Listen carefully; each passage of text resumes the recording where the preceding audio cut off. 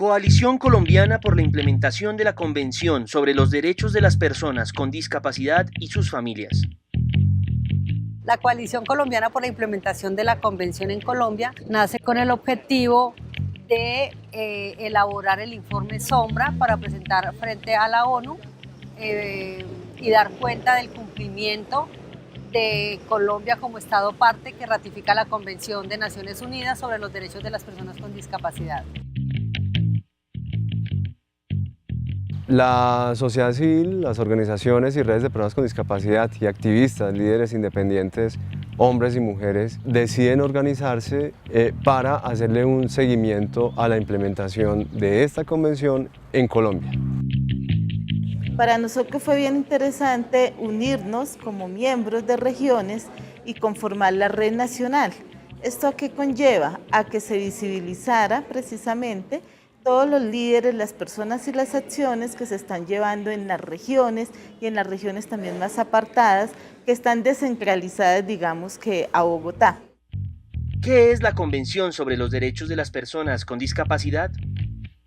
En el año 2006, las Naciones Unidas presentan la Convención Internacional sobre los Derechos de las Personas con Discapacidad. Es decir, las organizaciones de personas con discapacidad del mundo entero buscaron una coalición donde quedaran establecidos cuáles eran los derechos que tenían en particular las personas con discapacidad y cuáles eran las obligaciones del Estado. Es hecho ley en Colombia en el 2009 con la ley 1346. Aquí el Estado colombiano da el primer paso para incorporar en su bloque de constitucionalidad este mandato o este instrumento internacional de derechos humanos de personas con discapacidad. Y lo que se obliga el Estado es que cada 4 años o cada un tiempo específico presenta un informe de cómo va el desarrollo de la Convención en Colombia. Con la firma y ratificación de la Convención, el Estado parte adquiere la obligación de implementar sus mandatos y presentar cada 4 años un informe gubernamental. Entonces, ¿qué es el informe Sombra? Es un documento que se construye para mostrar la situación de derechos humanos que viven las personas con discapacidad en Colombia ante el Comité de Discapacidad de la ONU.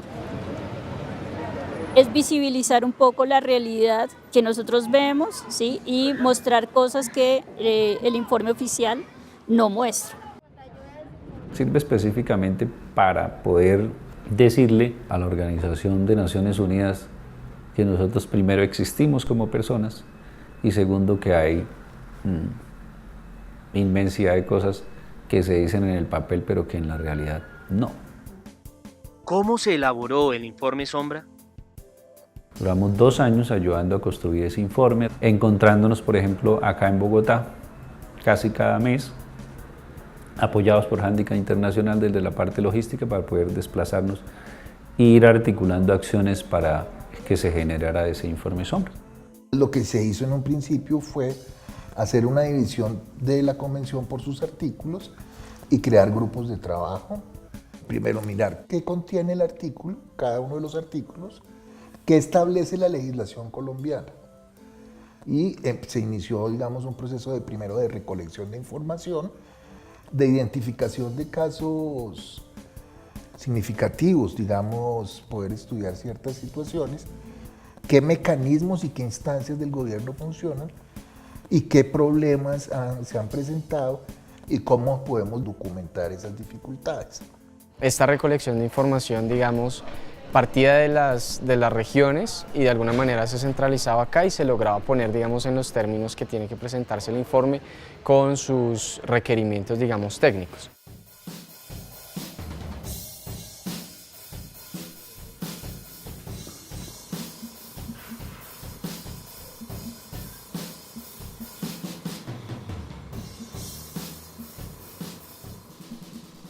Tanto el informe Sombra como el informe gubernamental fueron sometidos a un examen el 23 y 24 de agosto de 2016 ante la ONU en Ginebra, Suiza.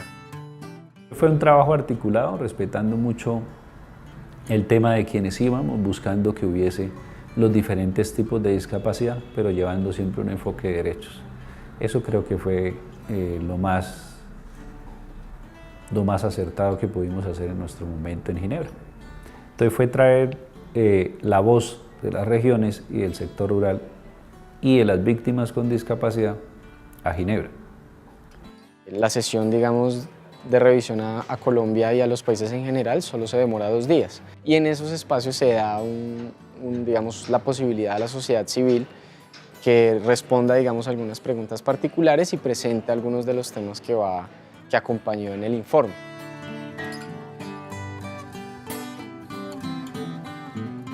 El Comité de Derechos de Personas con Discapacidad de Ginebra de las Naciones Unidas tiene diferentes insumos, 4 informes sombras o 4 informes complementarios de la sociedad civil colombiana, ¿sí? Un informe oficial del Estado colombiano y unas respuestas formales a una serie de preguntas que hizo previamente el Comité al Estado colombiano. Con estos insumos, el Comité en septiembre del 2016 genera más de 60 recomendaciones al Estado colombiano para la implementación de la Convención de Personas con Discapacidad. Unas recomendaciones muy específicas y básicamente ellos dicen al gobierno colombiano, ustedes tienen normas, ustedes tienen leyes, pero deben aplicarlas y que deben contar con la población con discapacidad y hacer una participación real y efectiva de la población para que se dé cumplimiento a esa normatividad. Las recomendaciones que le está diciendo al Estado casi por cada artículo qué cosas son las que tiene que hacer el Estado colombiano. Por ejemplo, le dice no vuelva a hacer teletones. Le da una recomendación y le dice no use la imagen de las personas con discapacidad para pedir dinero. Si tú miras el informe que se envió por parte de la coalición, ves, digamos, una sincronía muy clara con las recomendaciones que emitió el comité.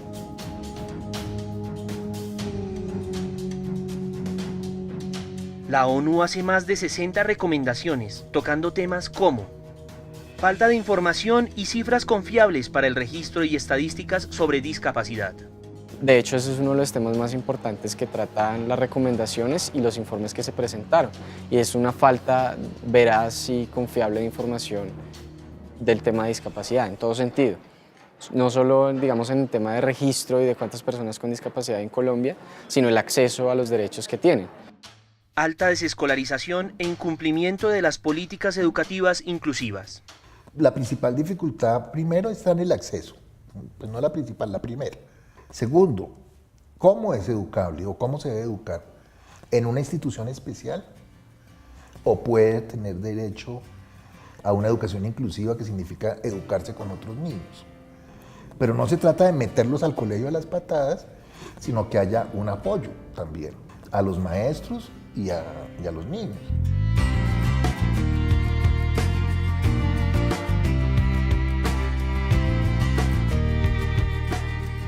Yo ingresé a estudiar en una universidad de educación superior común y corriente privada, a estudiar psicología.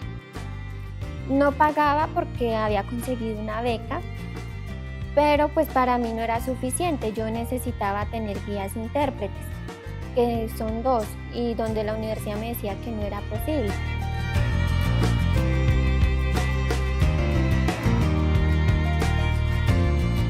Entonces fue necesario hacer una tutela que obligara a la universidad a que me proveyera los guías intérpretes y a la vez también ordenó al Ministerio de Educación que proveyera un tercero para el tema extracurricular. Entonces es un tema también de discriminación porque se representa, por ejemplo, tener que hacer ese tipo de acciones para conseguir un derecho. Apenas un 1% de la población con discapacidad ha podido acceder a la educación superior, ¿sí? Entonces, esto de alguna manera ya es una barrera muy grande para poder acceder al mercado laboral. Discriminación en el acceso al trabajo y empleo por discapacidad. Los empresarios se niegan a recibir personas con discapacidad por no querer hacer ajustes razonables o brindar los apoyos que la persona requiere al interior del trabajo. Accesibilidad y movilidad personal.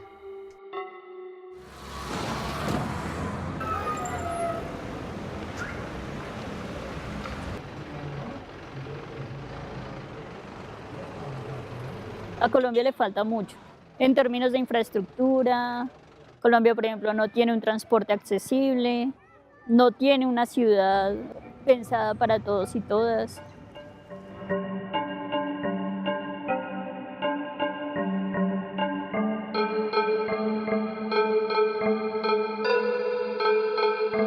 Situaciones de riesgo y emergencia humanitaria. Por ejemplo, planes de urgencias, emergencias y desastres para las distintas poblaciones. En un terremoto, las sirenas son las que llaman. ¿Qué pasa con las personas sordas? O hay luces que señalan una emergencia. ¿Qué pasa con las personas de baja visión o las personas ciegas? O si estamos en el 5º piso, como nos sucede a nosotros, hay un usuario de silla de ruedas. ¿Qué va a pasar para evacuar a esa persona que no puede usar un ascensor en ese momento? Libertad y seguridad de la persona. El comité recomienda al Estado parte que prohíba explícitamente la institucionalización forzada por motivo de discapacidad y que adopte protocolos que garanticen el ejercicio del derecho al consentimiento libre e informado de las personas con discapacidad. La institucionalización es la práctica preferida actualmente para tratar un caso extremo en una persona con discapacidad psicosocial. Las instituciones no son sitios para recuperar la salud mental. Son lugares en donde no se respeta a la gente, donde no se le permite ejercer su voluntad, porque se supone que su voluntad está viciada por su discapacidad psicosocial. Protección contra la tortura y otros tratos o penas crueles, inhumanos o degradantes. Al interior de las instituciones psiquiátricas se dan muchos abusos que generalmente se quedan sin denunciar, porque la persona no puede hablar. No hay quien registre lo que le pasó y no hay quien le crea.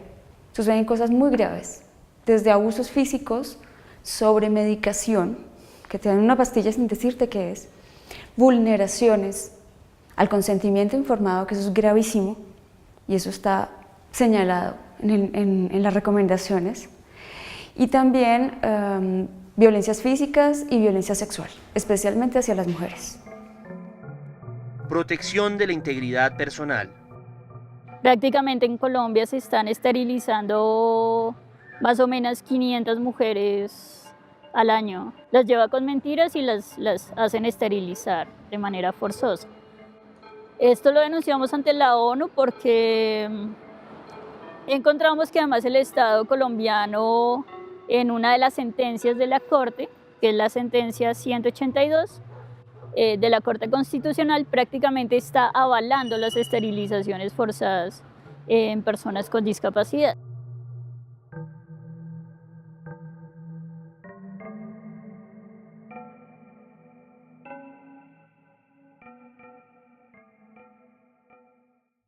Derecho a vivir de forma independiente y a ser incluido en la comunidad. Nos afecta muchísimo ver que no podemos realmente tener una vida completamente autónoma. La asistencia social solamente se queda en un bono alimentario mensual, ¿no? Y creen que con eso ya resuelven el problema. Y uno dice, bueno, pero yo no tengo derecho a la educación, no tengo derecho al empleo, no tengo derecho a la recreación. Estas son algunas de las recomendaciones que el Comité de la ONU realizó a Colombia el 31 de agosto de 2016, apoyado en el trabajo de la coalición. Entonces, ¿cuál fue el rol de Handicap International en la coalición? Realmente, si no hubiera existido el apoyo de Handicap, no se hubiera podido unir las fuerzas de estas diferentes organizaciones que trabajamos por los derechos de las personas con discapacidad para adelantar la ejecución del informe Sombra. La ONU solamente hubiera conocido el informe del Estado y no hubiera podido conocer la perspectiva de la sociedad civil y de las organizaciones. Handicap tiene definido apoyar a organizaciones y redes de personas con discapacidad en donde se encuentran. En este caso en Colombia, garantiza la autonomía de la coalición solo brindando un apoyo logístico. Nosotros imprimimos las recomendaciones con los recursos que nos financió Handicap. Pudimos estar en lugares donde, digamos, no teníamos tanta fuerza. Hicimos 3 talleres con personas con discapacidad en 12 departamentos del país y hemos estado, digamos, dándole difusión desde nuestras organizaciones a las recomendaciones, porque eso se convierte en otra herramienta más política para nosotros seguir insistiendo en el cumplimiento de los derechos de las personas con discapacidad. Con relación a otros países, ¿cómo vamos? Tanto Centroamérica como Suramérica nos movemos como en una misma dimensión de vulneración de derechos. Sabemos que pues, los desarrollados como Canadá y como otros países de Europa de repente llevan mucho más en accesibilidad, en tener unos mejores diseños arquitectónicos que permiten que todos puedan estar. Pero pues esos son recursos de países desarrollados, pero en términos de los países que estamos en vía de desarrollo, digamos que vamos bien. Yo diría que casi en muchos temas vamos a la vanguardia. ¿Cuál es el paso a seguir para la coalición? Es el seguimiento a las más de 60 recomendaciones que le hizo la ONU al Estado colombiano para la implementación de la Convención. Crear indicadores que permitan evaluar el cumplimiento por parte del Estado en los temas, digamos, que fueron sujetos a recomendaciones. Hay que seguir en atención permanente en temas de capacitación a líderes, de establecimiento de estrategias de comunicación. Hay que dar a conocer la convención. O sea, todavía hay muchísimas personas con discapacidad y sin discapacidad del país que no la conocen. Y seguimos todavía bajo unos modelos totalmente estigmatizantes de la población. Que ojalá las organizaciones de personas con discapacidad se vinculen al trabajo de la coalición para tener un mayor impacto, propiciar diálogos con las diferentes entidades del gobierno y así mejorar los planes, los presupuestos, para que el impacto sea realmente significativo. No malgastar el presupuesto sin un objetivo claro. El impacto real es que las personas con discapacidad reciban mejores beneficios.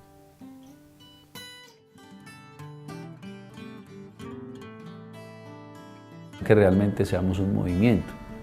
Los movimientos se hacen fuertes cuando el discurso es unificado. Puede haber una normatividad escrita, pero si tú te enfrentas a una barrera actitudinal, al estigma, puede haber la política pública escrita que haya, pero pues si nosotros como sociedad, como comunidad no derribamos estas barreras, va a ser muy difícil. La discapacidad no es un asunto individual, sino es un tema que involucra a toda la sociedad. O sea, lo que se trata es de que construyamos una sociedad donde podamos vivir la diferencia. Independientemente si nuestra diferencia es por ser mujer o por ser afro o por tener alguna afiliación a algún grupo étnico o por tener algún tipo de discapacidad. Creo que todos estamos construyendo paz y la paz se construye dando espacio para todos, reconociendo nuestra diversidad.